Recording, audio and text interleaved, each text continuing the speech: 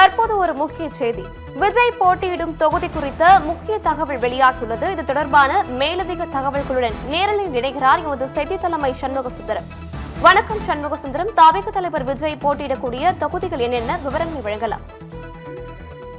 ஷர்மிளா, தாவேகாவினுடைய வேட்பாளர்களை தேர்வு செய்வதற்காக தமிழகத்தில் உள்ள 234 தொகுதிகளிலும் மூன்று வேட்பாளர்கள் யார் யார் என்பதை அனுப்ப வேண்டும் என விஜய் வாய்மொழி உத்தரவு போட்டிருக்கிறார். அதன் அடிப்படையில் தற்போது ஒவ்வொரு தொகுதியிலும் தாவேகான் சார்பிலே போட்டியிடக்கூடிய 3 வேட்பாளர்கள் யார் யார் என்ற வகையிலே அவர்கள் அனுப்புகிறார்கள். அதில் ஒருவரை விஜய் தேர்வு செய்வார் என தகவல் வந்திருக்கிறது.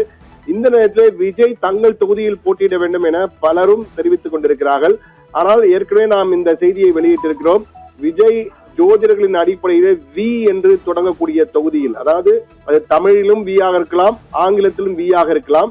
எனவே வி என்று தொடங்கக்கூடிய ஒரு தொகுதியிலே போட்டியிட வேண்டும் என்ற வகையிலே ஏற்பாடு செய்யப்பட்டு அதற்கான தயாரிப்பு பணிகள் நடைபெற்று வந்த முன்னெடுப்பு பணிகள். அந்த வகையில் தற்போது தலைநகரில் உள்ள வேளச்சேரியிலே அவர் போட்டியிட போகிறார் என்ற தகவல் கிட்டத்தட்ட உறுதி செய்யப்பட்டிருக்கிறது. அதற்கான அடிப்படை காரணம் என்னவென்றால், வேளச்சேரி தொகுதி தமிழகத்தின் உள்ள தலைநகர் சென்னையில் உள்ள பெரிய தொகுதிகளில் ஒன்று. அந்த தொகுதியிலே அதிக இளைய தலைமுறை வாக்காளர்கள், அதாவது ஐடி நிறுவனங்களை சேர்ந்த பல வாக்காளர்கள் அங்கு தங்கியிருக்கிறார்கள். அவர்கள் எல்லாம் விஜய்க்கு ஆதரவாக இருப்பார்கள் என்பது அவருடைய கள ஆய்வில் தாவேக கள ஆய்வு நடத்தி இருக்கிறது. அந்த கள ஆய்விலே தெரிய வந்திருக்கிறது. அது மட்டுமில்லாமல் அங்கு முதன்முறை வாக்காளர்களும் நிறைய பேர் இருக்கிறார்கள். பெண்களும் நிறைய இருக்கிறார்கள்.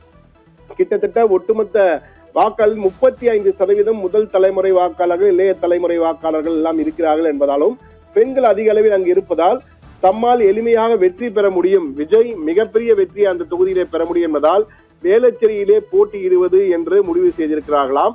அது மட்டுமல்ல, விஜய் இந்த முறை தமிழக சட்டமன்ற தேர்தலில் 2 தொகுதிகளில் போட்டியிடப் போகிறார். ஒன்று வேளச்சேரி என்பது கிட்டத்தட்ட 90% உறுதி என்றே சொல்லலாம்.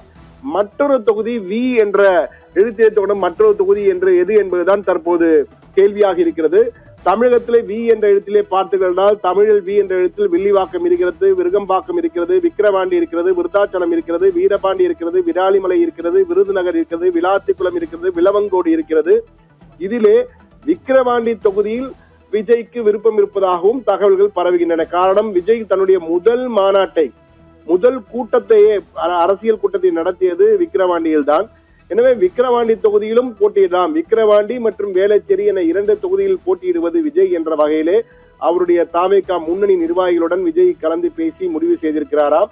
அதற்கான மற்ற அறிவிப்புகள் வரும்போது இந்த அதிகாரப்பூர்வமாக வேளச்சேரியிலும் விக்கிரவாண்டியிலும் போட்டியிடுவதற்கு விஜய் உறுதி செய்துள்ளார் தகவலும் நமக்கு வெளியாகும். தற்போதைக்கு நமக்கு கிடைத்த தாவேகாவின் முன்னணி நிர்வாகிகள் பலரிடம் பேசிய போது அவர்கள் பகிர்ந்த தகவல் தான் இது. வேளச்சேரியில் கிட்டத்தட்ட அவர் போட்டியிடுவது உறுதியாகிவிட்டது என்றே சொல்லலாம். என்றால் ஏற்கனவே நான் கூறியது போல 2011ஆம் ஆண்டு புதியதாக உதயமான தொகுதிதான் வேளச்சேரி. இங்கு திமுக, அதிமுக என திராவிட கட்சிகள் எதுவும் இன்னும் இங்கு கால் பெரிதாக ஒன்றில்லை. தற்போது காங்கிரஸ் கட்சி எம்எல்ஏ தான் இருக்கிறார். வரும் தேர்தலில் அஇஅதிமுக கூட்டணியில் இந்த தொகுதியை பாரதிய ஜனதா கட்சி கேட்டுக் கொண்டிருக்கிறது. இதையெல்லாம் வைத்து பார்க்கும்போது ஏற்கனவே காங்கிரஸ் இங்கு எம்எல்ஏ தான் இருக்கிறார் திமுக கூட்டணியிலே. எனவே பாஜக, காங்கிரஸ் என்று வரும்போது விஜய்க்கு வெற்றி வாய்ப்பு இன்னும் அதிகமாக இருக்கும் என்பதால் இந்த தொகுதியிலே விஜய் போட்டியிட வேண்டும் என கிட்டத்தட்ட முடிவு செய்து விட்டார்கள். விரைவில் அதற்கான அதிகாரப்பூர்வ அறிவிப்பு வெளிவரும் என்று எதிர்பார்க்கப்படுகிறது. தற்போதே வேளச்சேரியில் உள்ள விஜயினுடைய கட்சியான தாவேகாவின் நிர்வாகிகள் தங்களுடைய களப்பணிகளை தொடங்கிவிட்டார்கள் என்ற தகவலும் நமக்கு கிடைத்திருக்கிறது. எனவே விஜய் 2 தொகுதியில் களமிறங்கினார். ஒன்று வேளச்சேரி தலைநகரிலே, மற்றொன்று விக்கிரவாண்டியா இருப்பதற்கான வாய்ப்புகள் இருக்கிறது. விக்கிரவாண்டி இல்லை என்றாலும் ஏதோ வி என்ற எழுத்திலே தொடங்கும் ஒரு தொகுதியிலே விஜய் போட்டியிடுவதற்கான வாய்ப்புகள் மிக மிக மிக அதிகம் என்பதுதான் தற்போது நமக்கு கிடைத்த உறுதியான தகவல். ஷர்மிளா,